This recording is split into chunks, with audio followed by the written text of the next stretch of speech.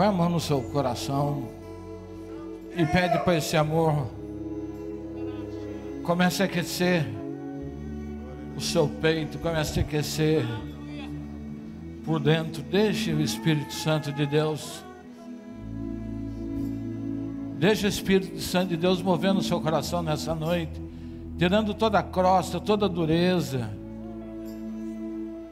tirando todo sentimento que te afasta do Senhor.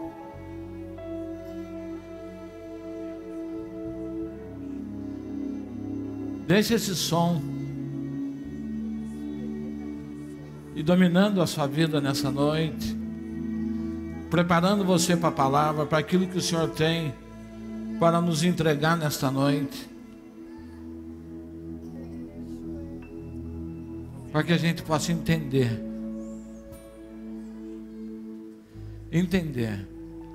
qual o sentido de Deus na nossa vida, qual o sentido de Jesus na nossa vida,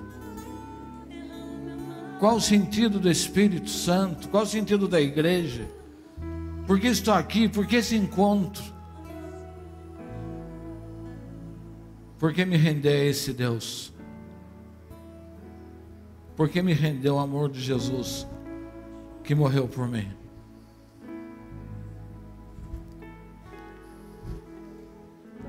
Amém. Pode tomar assento.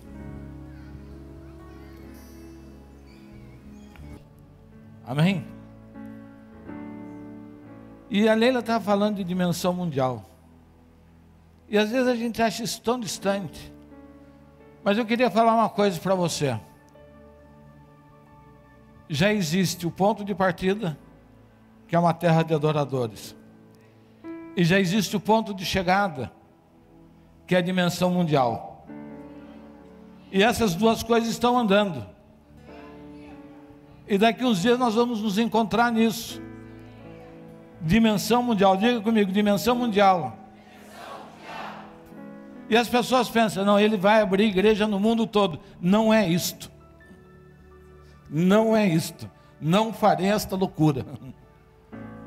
A dimensão mundial é preparar pessoas que vão tocar o mundo a nível de inteligência, de decisão, de busca da manifestação do Senhor. Isso é dimensão mundial, não é ficar multiplicando igrejas, é preparando pessoas. E já tem pessoas sendo preparadas. Você pode ser um deles? Você quer ser uma pessoa de dimensão mundial? É só entender. Só entender o que a gente prega. Ontem nós tivemos o culto de jovens, e quem ministrou a palavra foi o Felipe Arcas. E foi muito boa a palavra. Ele deu uma direção de vida para as pessoas. Quem ouviu ontem e entendeu o que ele pregava, ele deu uma dimensão de vida, dizendo assim, ó, se você caminhar desse jeito, você vai chegar aonde Deus quer te levar. Mas é que nós somos seletivos. Nós aprendemos muito a igreja por partes. Parece a igreja do esquartejador. Não, é o culto de jovens, só jovens vêm. É o culto disso, só vem isso. E não recebe, não consegue adquirir a dimensão de uma palavra, não consegue entender o contexto daquilo que Deus quer produzir.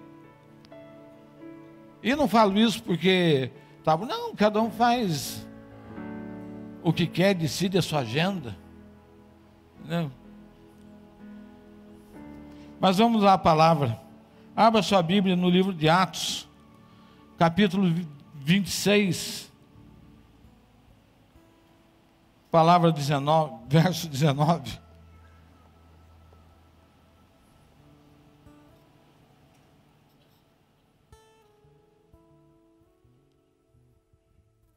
É Paulo terminando uma conversa com o rei Agripa.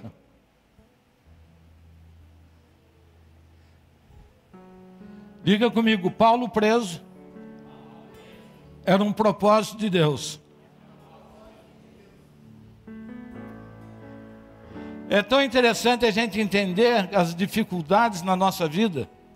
Às vezes elas se tornam o propósito de Deus. Às vezes pela minha dificuldade, Às vezes, pela minha escassez, é quando eu consigo cumprir o propósito de Deus para o qual Ele me chamou. Nem sempre o propósito de Deus é cumprido em função das facilidades. Nem sempre o propósito de Deus é cumprido e acontece em função de coisas agradáveis. Paulo cumpriu o seu propósito da forma mais desagradável possível. Mas foi o caminho que Deus achou para que Paulo chegasse aonde ele tinha que chegar.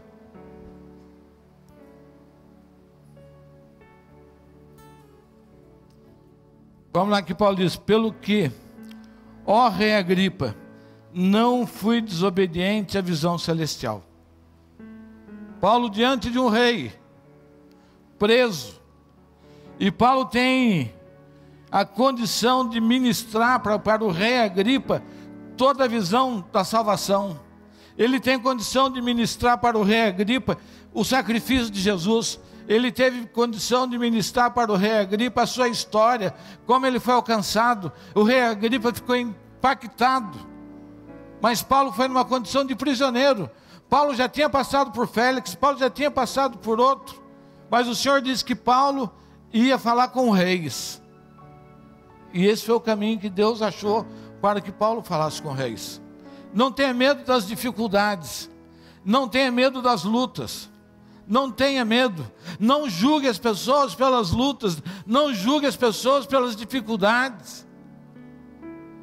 Porque Paulo, com toda a sua dificuldade, ele não foi desobediente à visão que Deus deu a ele. Eu já passei muita luta, já passei muita dificuldade, já passei muita coisa. Mas não fui desobediente à visão que Deus me deu. Já apanhei muitas vezes quieto. Muitas vezes escolhi não reagir. Muitas vezes eu escolhi não me defender. Porque eu sabia que Deus estava me levando a um processo. Estava me conduzindo a um caminho. Do qual nós estamos nele até hoje. E o apóstolo Paulo, de tempo em tempo, ele tinha que lembrar a igreja a visão que Deus havia dado a ele. De tempo em tempo, Paulo falava o que tinha acontecido com ele. Porque a coisa mais difícil numa igreja, a coisa mais difícil que tem, é você manter a visão daquilo que Deus te deu. Você sustentar aquilo que Deus trouxe sobre a sua vida. E porque o que Deus traz na sua vida, traz na minha vida, muitas vezes é maior do que eu. Então muitas vezes as pessoas olham, você olha para mim aí, ele está falando, esse homem está falando de dimensão mundial. Quem que é ele? Quem que é esse gordinho? O que esse gordinho está falando? Dimensão mundial. Está falando em Taubaté? Ele não é famoso, ele não tem livro, ele não vive dando autógrafo. Mas eu tenho uma visão de Deus. E vivo nela. E o tempo todo nós temos que lutar para manter essa visão. Para manter aquilo que Deus nos chamou. E Paulo a mesma coisa, o tempo todo ele tem que manter a visão que Deus havia dado a ele. Paulo fala, não fui desobediente à visão celestial. Ele não parou, ele não cessou, ele não desistiu, ele não parou de avançar. Ele tinha uma visão clara daquilo que Deus havia dado a ele. E que visão é esta? Está lá em Atos 9, versículo 15. Disse-lhe, porém, o Senhor, vai, esse é para mim um vaso escolhido. Diga comigo, vaso escolhido. Levanta a sua mão e diga, vaso escolhido. Bata no seu peito e diga, vaso escolhido. Diga comigo, eu sou um vaso escolhido. Eu sou um vaso escolhido. Eu sou um vaso escolhido, porque se você não fosse um vaso escolhido, você não estaria aqui sentadinho hoje. Talvez você não cumpra nunca a escolha. Talvez você não cumpra nunca a escolha. Mas esse não cumprir a escolha não está ligado a Deus. Isso não cumprir a escolha não está ligado aos irmãos.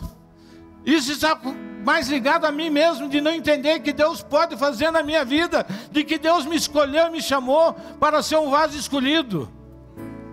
E vaso escolhido para quê? Para levar o nome do Senhor.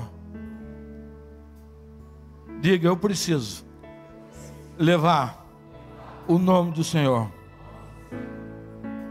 E Paulo foi escolhido. Essa escolha não cabe a homens.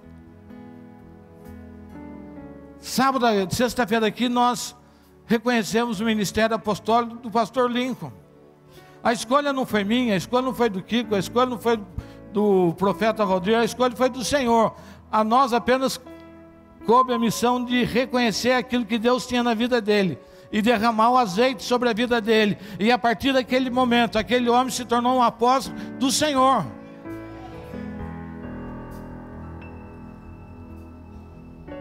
Então Paulo não foi escolhido por homens. Paulo recebeu uma visão específica para levar o nome do Senhor. E levar o nome do Senhor é uma questão importante. Levar o nome do Senhor seria dizer: eu sou seguidor de Jesus Cristo. Diante de uma perseguição, diante de uma guerra, diante de uma luta, diante do momento que a igreja era uma seita. A igreja era considerada uma seita, a igreja era perseguida.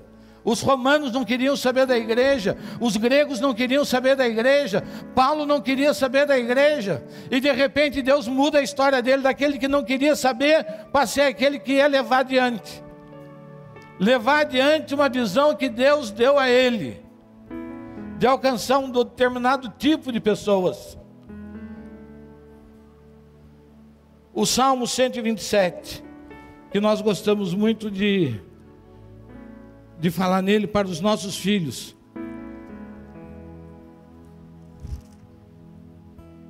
O verso 4 e 5. 3, 4 e 5. Os filhos são a herança do Senhor, e o fruto do ventre do seu galardão.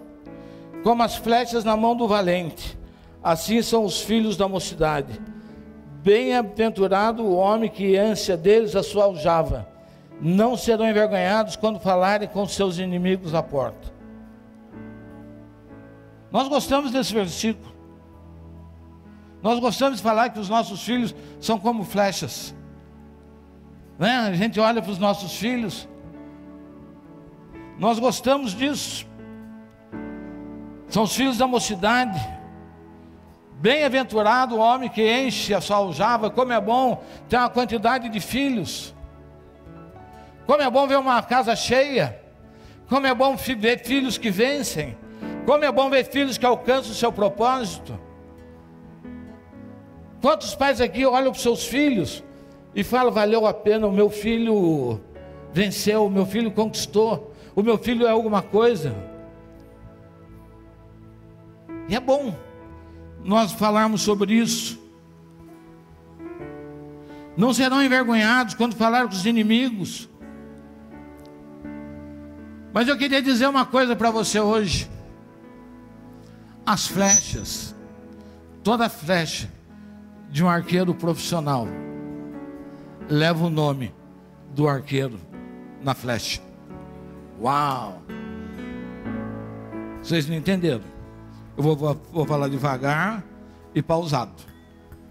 A flecha dos arqueiros de um rei, é marcado na flecha de quem é a flecha.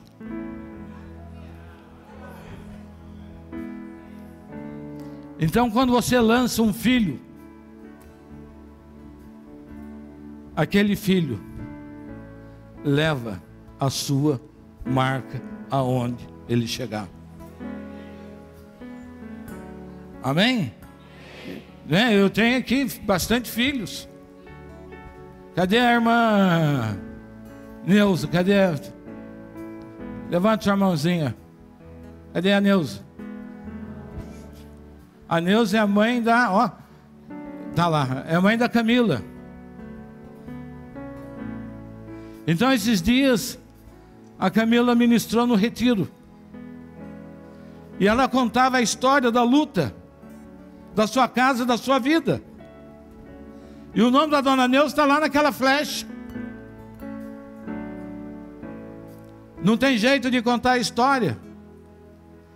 Não tem jeito da Camila contar a história dela sem o nome do apóstolo Hélio estar nela. Não sei se isso é bom ou ruim, mas está na vida dela. Porque o arqueiro, a flecha, leva o nome do arqueiro, leva o nome de quem enviou. Só de pegar a flecha, o adversário já sabe quem tem enviado a flecha. Levar o nome de quem te enviou com todo o peso de glória, de autoridade e de poder. Paulo foi essa flecha na mão do Senhor. Deus, quando manda Paulo, quando manda Paulo aos reis, manda Paulo aos gentios, manda Paulo aos judeus, Paulo foi enviado com todo o poder, com toda a glória e com toda a autoridade. Todo mundo sabia que Paulo tinha sido enviado pelo Senhor. Todo mundo tem que saber quem nos envia. Nós temos que manifestar a glória, o poder e a autoridade nesse ponto. Não é simplesmente ir. Paulo carregava nele como vaso escolhido, e você carrega em você como vaso escolhido. Glória, autoridade e poder. Diga comigo: glória, autoridade e poder. Diga para o seu irmão: glória, autoridade e poder.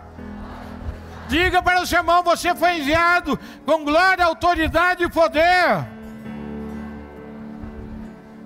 E por isso Paulo parava diante de um rei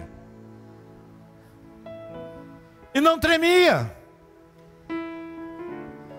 Por isso Paulo parava diante de um governador e não tremia. Ele tinha um propósito. Ele sabia que ele estava amparado por quem enviou.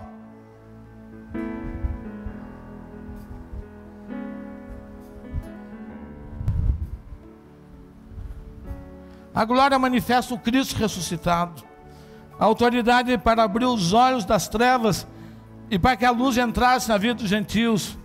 Poder para remir os pecados das pessoas. Olhar para as pessoas e falar: o seu pecado está perdoado. Tem alguém aqui em pecado nessa noite? Se tem, levanta a mão. Eu vou dizer para você: você está perdoado em nome de Jesus.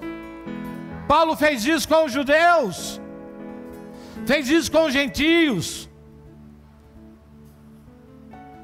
para dar remissão e herança. Levante a sua mão e diga comigo: remissão e herança. Remissão e herança, remissão e herança. Paulo é uma das flechas que fala o Salmo 127.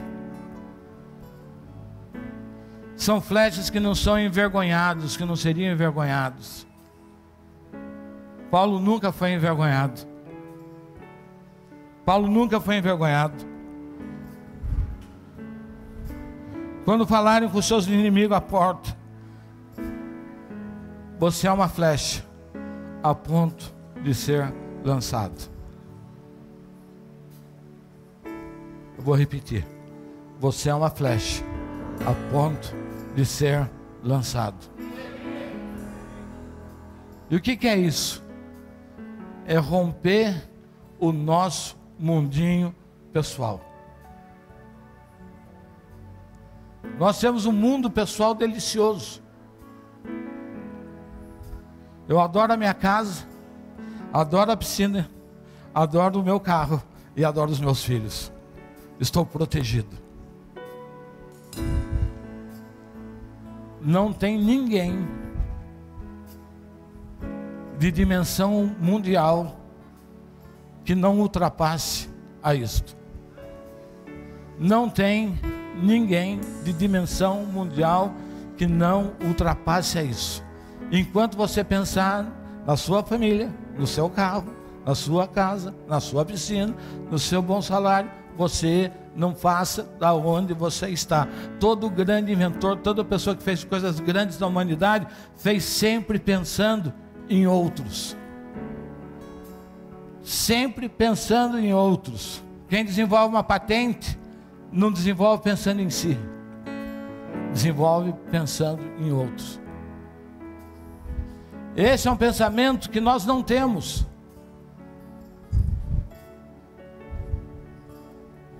O Noilton, que é vereador, a Poliana, que é vereadora, se eles não tiverem um pensamento que alcance a outros, ficar presos no seu mundinho, não serviu para nada o mandato que Deus deu a vocês. Se perder a capacidade de olhar a dificuldade das pessoas, se perder a capacidade de ver o sacrifício das pessoas, se perder a capacidade de ver a miséria das pessoas, você está restrito ao seu mundo e não serve para nada aquilo que você faz. Nós temos que romper na nossa vida. Romper na nossa vida. Diga, eu tenho todas as características de Paulo, só não tenho a vontade dele. Só não tenho a vontade dele. Isso nos prende, isso nos segura.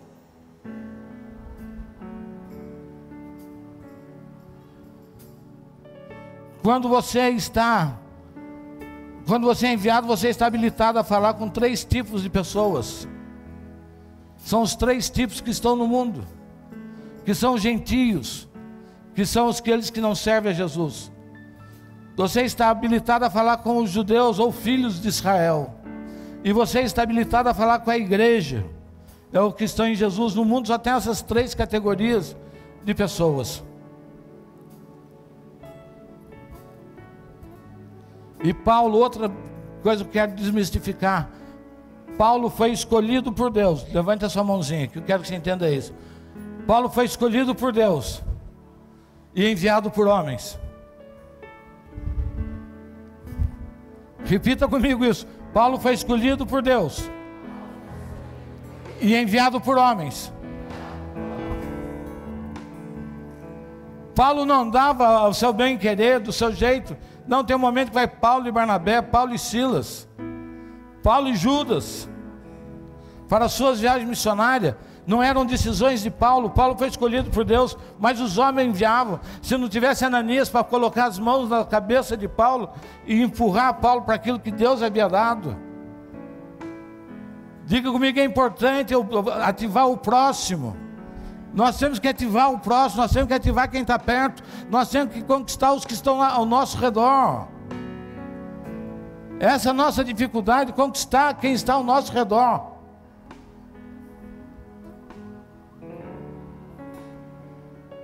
E no caso de Paulo ainda, ele levou o nome aos reis, ou seja, homens de governo. Paulo cumpre integralmente a visão que Deus havia dado a ele, diante de reis, diante dos gentios, diante dos judeus. Ele levou o nome de Jesus. E tudo isso é para dizer o quê? Paulo não foi infiel à visão celestial. Paulo não foi infiel. E Deus tem um sonho, e você faz parte dele. É o que a gente fala aqui na igreja. Deus tem um sonho e você faz parte dele. O sonho de Deus é uma visão dada por Deus. Nós não fizemos um conselho, nos reunimos e falamos, vamos conversar sobre o sonho, vamos conversar sobre uma igreja, vamos pensar em edificar uma igreja, vamos ver qual é a estratégia para que a gente possa fazer uma igreja, vamos fazer um seminário, como construir uma igreja, como fazer uma denominação. Não, não foi desse jeito. Deus nos deu um desafio, Deus nos deu uma visão. Façam a igreja que eu sonhei. Façam a igreja que eu sonhei para o meu filho. Isso que eu falo. É uma loucura. Deus falou com esse gordinho, depois falou com o Kiko, com a Leila, com a Suca, com a Caio, com todo mundo que Deus falou. Foi desse jeito que surgiu, foi uma visão de Deus. Então o sonho de Deus não é uma visão do apóstolo Hélio. O apóstolo Hélio apenas conseguiu ouvir aquilo que Deus tinha, aquilo que Deus esperava, aquele que Deus quer produzir nesse tempo.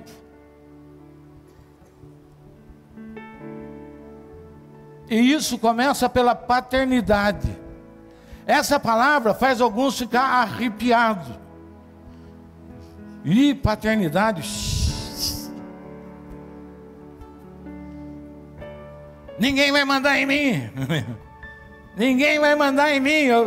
Eu não vou dar satisfação da minha vida para ninguém. O que eles estão pensando que são? Para eu ter que ir lá falar da minha vida. Porque você não entende qual é o papel da paternidade. Não entende o que Deus quer produzir com isso.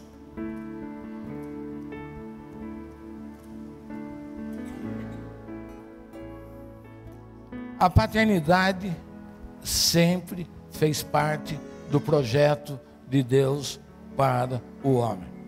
A paternidade sempre fez parte do projeto de Deus para a vida do homem. Eu não aceito. Tá bom, irmão, parabéns. Você não aceita, mas isso não invalida aquilo que Deus pensou. Não, eu não vou viver isso. Irmão, parabéns. Isso não invalida aquilo que Deus criou. Você está achando que uma opinião pessoal vai invalidar aquilo que Deus, quando criou o homem, pensou? Você acha que Deus vai se mover em função da sua não aceitação? Não, a sua não aceitação tem uma questão histórica da sua vida. Tem uma questão histórica do entendimento como você vê pai, de como você viveu a vida inteira. Não está ligado à igreja. Esse não é um processo. A igreja não busca mando sobre a vida de ninguém. Eu não quero mandar na vida de ninguém. O apóstolo Cristiano não quer mandar na vida de ninguém. A Leila não quer mandar. Os ministérios, ninguém quer mandar na vida de ninguém. Nós estamos aqui para servir e edificar varões da estatura de Cristo. Serve para você? Serve, tá bom. Não serve, quero continuar vindo aqui. Ótimo, continua. Não tem problema. Não tem dificuldade isso.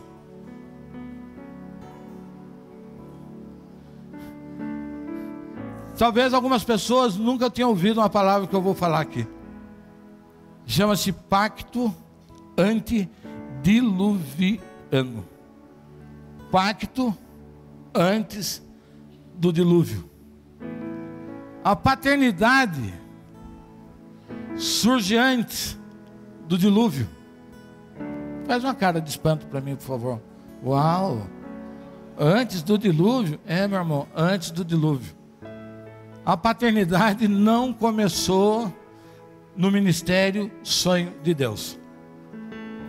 Começou antes do dilúvio. São os chamados patriarcas antediluvianos. São os patriarcas anterior ao dilúvio, em número de 10. Antes do dilúvio houveram 10 patriarcas: Adão, Sete, Enos, Cainã, Maleleu, Jered, Enoque, Matusalém, Lemeque e Noé. Se você pegar o capítulo 5 de Gênesis, você vai ler isso.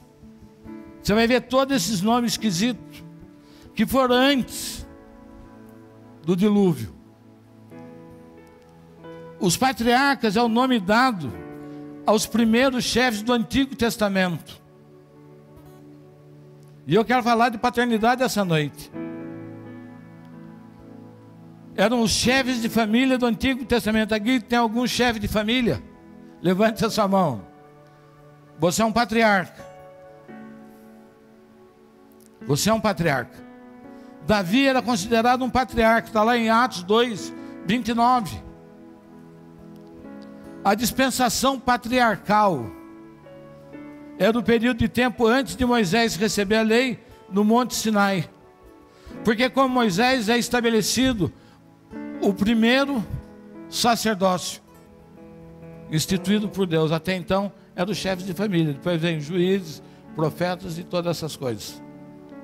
Essa parte chata já vai passar. Cada pai se via como sacerdote em sua própria casa. O que o altar familiar está produzindo?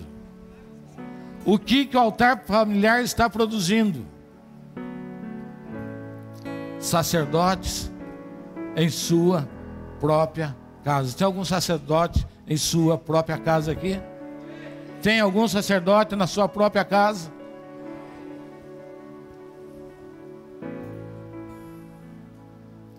Podemos ver que Jesus se relaciona com Deus como Pai. Todo o relacionamento de Jesus com Deus é como Pai. Ele fala assim: quem me vê, vê o Pai. Quem vê o Pai, vê a mim. Ele fala assim: a minha comida é fazer a vontade do meu Pai. Então Jesus também viveu a paternidade ao extremo.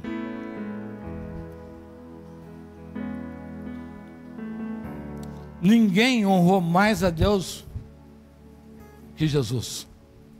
Ninguém. Ninguém honrou a Deus na dimensão como foi feito por Jesus. Ninguém honrou tanto. O tratamento que Jesus deu aos discípulos foi um tratamento de pai.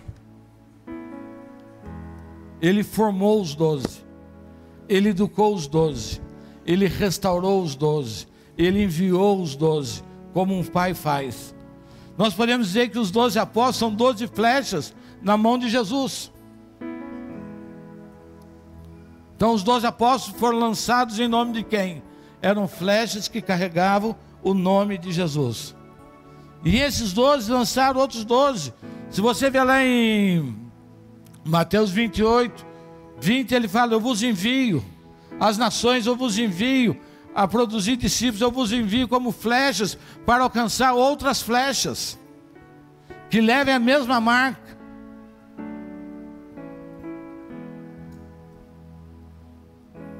E vocês se lembram que eu falei, a flecha tem a marca de quem envia.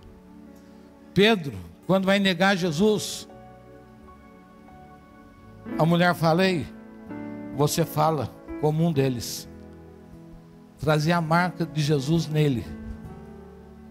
Ele já estava impregnado da marca de Jesus. E assim foi por muito tempo. Paulo envia suas flechas, que eram os seus filhos.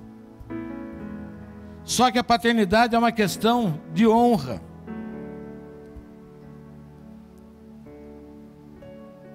Só que a religião e o Ocidente desgastou essa palavra. É uma palavra desgastada. Pai e honra. O Ocidente não sabe. O Ocidente não sabe o valor de um pai. Nós não sabemos isso. E muitas vezes o pai também não faz por ser reconhecido como isso. O pai, ele é o sacerdote, o pai envia. Muitos aqui tiveram contatos com os pais, mas muitos outros não tiveram contato nenhum com seu pai. Muitas pessoas, e eu falo isso com dor no coração, com muito respeito, tem pessoas que não conheceram o seu pai. Tem pessoas que seus pais foram embora quando ainda você tem uma tenra idade.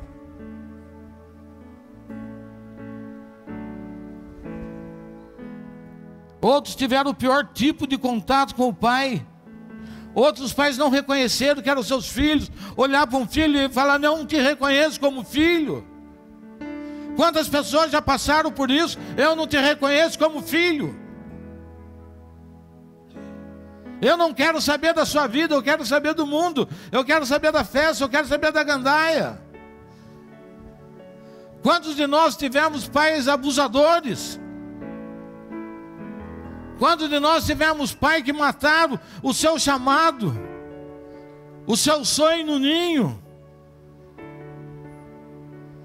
Não deixou nada ser gerado na sua vida com relação a essa palavra pai.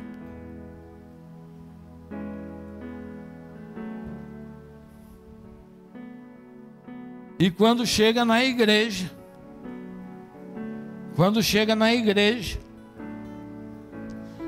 a primeira figura que encontra da paternidade é tudo que eu não queria na minha vida: encontrar pai. Eu não quero incluir essa peça na minha vida. Eu não quero que isso seja restaurado na minha vida. A minha experiência com o pai é dura, a minha experiência com o pai é triste.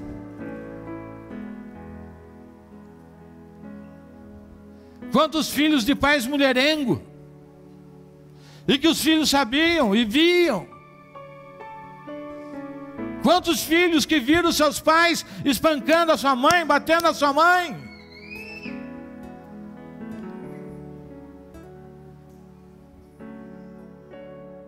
E quando chega na igreja, a primeira figura que encontra é da paternidade.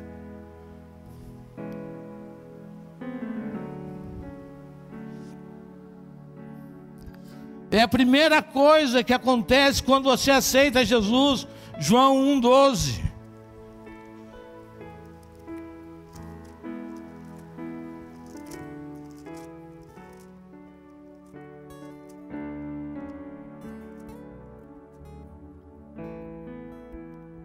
Mas a todos que o receberam, aqueles que creem no seu nome, deu-lhes o poder de serem feitos filhos de Deus.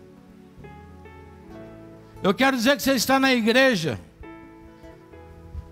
para ser restaurado. É 1,12. É 1,12. Tá bom, pode deixar o 13. Então, quando você chega na igreja,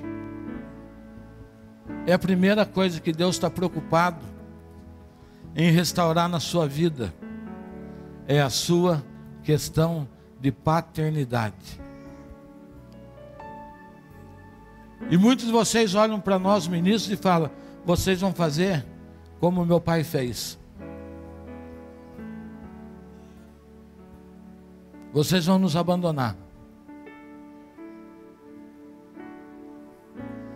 Uma das coisas que a gente tem vivido aqui na igreja, e eu me alegro com isso, é que a igreja tem movimento o dia todo. O dia todo na igreja tem alguém se aconselhando. O dia todo na igreja tem alguém sendo liberto, passando pelo processo de libertação. As pessoas estão encontrando na igreja um lugar de restauração para a sua vida. E nós vamos vencer isso.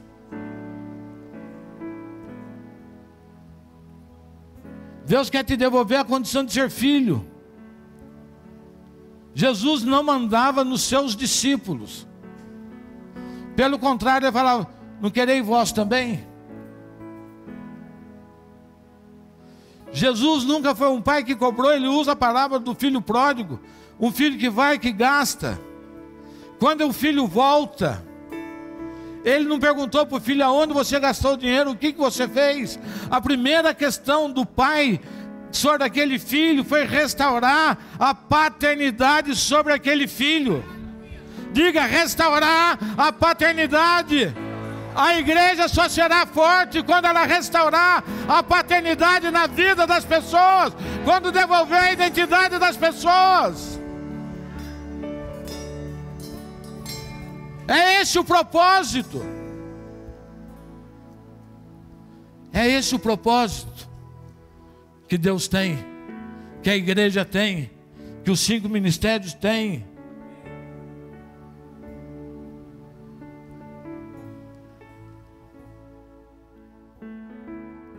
Nós não mandamos. Diga para o seu irmão: nós não mandamos.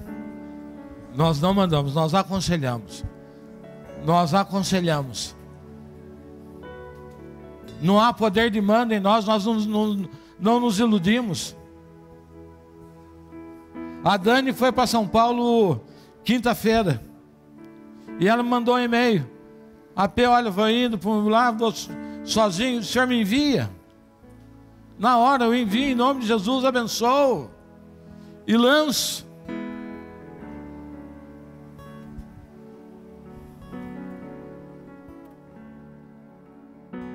Tem muitas pessoas que estiveram na igreja que nunca conversaram com o seu pastor.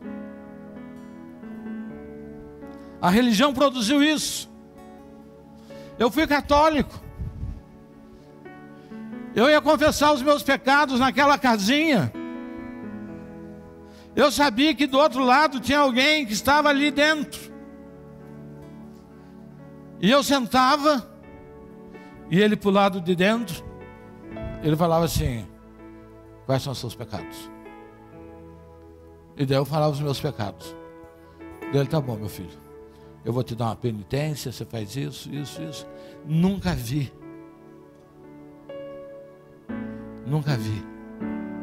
o rosto daquele homem. A paternidade não é isso. A paternidade é você poder sentar e olhar nos olhos e conversar, e expor sua fraqueza, expor sua tristeza, expor a sua dor, e ser restaurado em nome de Jesus. Nós não estamos no gabinete para falar: você está errado, você não tem jeito, você é um sem vergonha quando você erra muito. Nós falamos: o Espírito Santo não vai te abandonar de jeito nenhum. Ele vai te incomodar e vai te trazer de volta, porque você aceitou Ele, e você é filho dEle, filho legítimo dEle.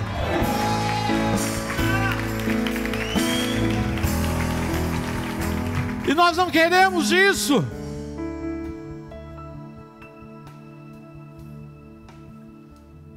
Tem muita gente na igreja. Esses dias eu aprendi um termo: você está com a asa maior que a gaiola. Você está se batendo dentro da igreja por causa dessa questão de paternidade. Eu não quero saber disso, eu não quero falar. Não fale, meu filho. Lutando, discutindo, impondo nome, impondo condições. E normalmente quem está fazendo isso é alguém que está brigando com a igreja, que está dizendo: eu não quero, a igreja não tem nada a ver com isso. Pare de se bater, meu amado. Deus quer restaurar a paternidade da sua vida. E eu quero dizer para vocês isso com muito amor. Fique sabendo, muitos casais não se separaram porque passaram no gabinete. E você falou para o marido: calma, abaixa sua bola, vai lá, pede perdão para sua esposa, reconcilia com a sua esposa.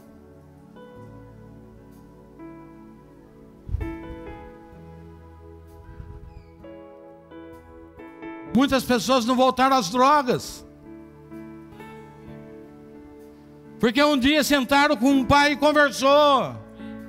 Não fizeram negócio que iam quebrar a cara na frente, porque sentaram lá e falaram: não é com o apóstolo Hélio, foram com os ministros, eu faço parte disso. Uma igreja que está aberta para te servir o tempo todo e orientar a sua vida. Eu não quero mandar na sua vida, eu quero orientar a sua vida. Eu quero levar você à estatura do varão perfeito.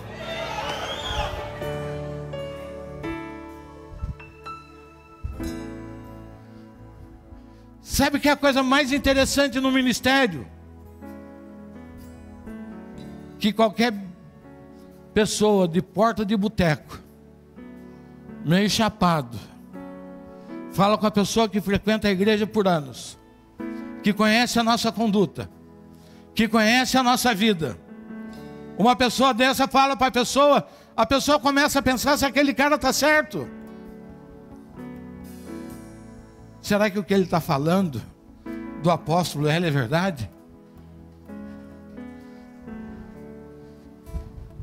Será que a pessoa não tem condição de falar: quem está falando comigo nesse instante? E a pessoa se levanta e começa: não é bem assim. A frase do momento é essa: não é bem assim. Vai devagar. Pode andar na velocidade que você quiser, meu amado, minha amada. Tem dia que vamos até as 10 horas da noite atendendo. E você acha que não cansa? Você acha que eu posso aconselhar você sem buscar do Espírito Santo uma palavra para a sua situação e para aquilo que você vai fazer? Não é, Daniel? Venho para cá ou não venho? Alugo ou não alugo?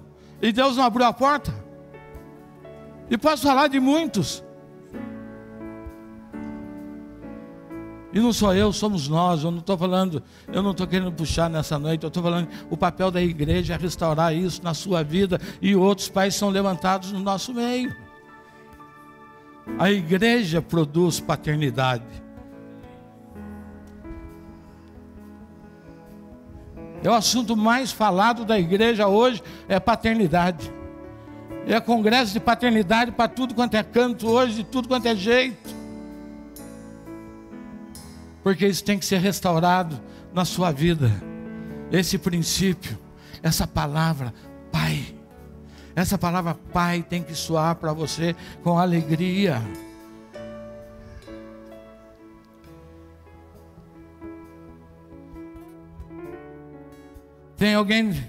Tem pessoas nessa casa que têm vivido isso.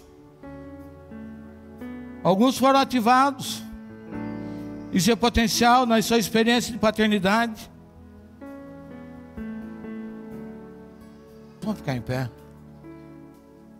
Deus quer restaurar algo na sua vida nessa noite. Feche seus olhos. Deus quer restaurar.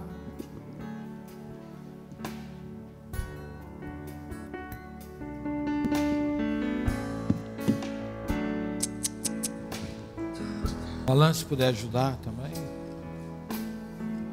O Alan teve uma experiência forte com o pai também, né?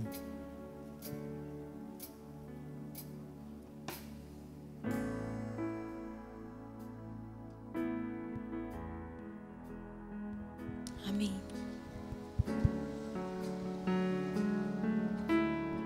Feche seus olhos. Vamos declarar isso ao Senhor.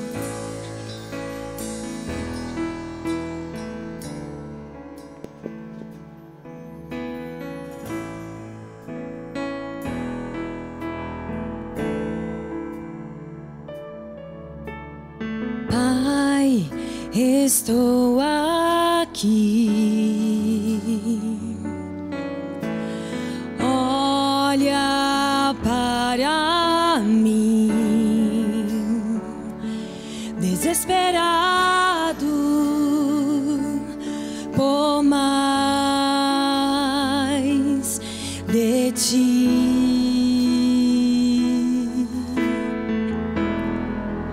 A tua presença